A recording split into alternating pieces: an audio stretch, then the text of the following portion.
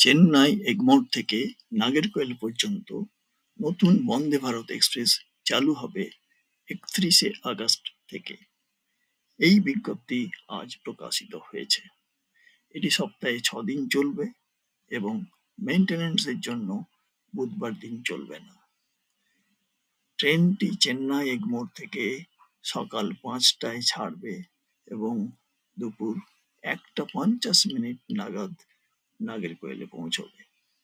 এটি একটি ১৬ কোচের ট্রেন হবে এবং তাম্বারাম, বেল্লুপুরম, তিরুচিরাপল্লী, ডিন্ডিগুল, মাদুরাই, কোবিলপট্টি এবং তিরুনেলভেলিতে থামবে।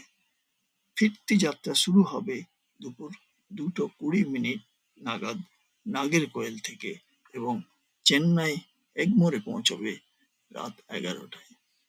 Train number 20627/20628। গড় গতি হবে ৮৪ কিলোমিটার প্রতি ঘন্টায় এবং মেইনটেনেন্স চেন্নাই সেন্ট্রালে করা হবে।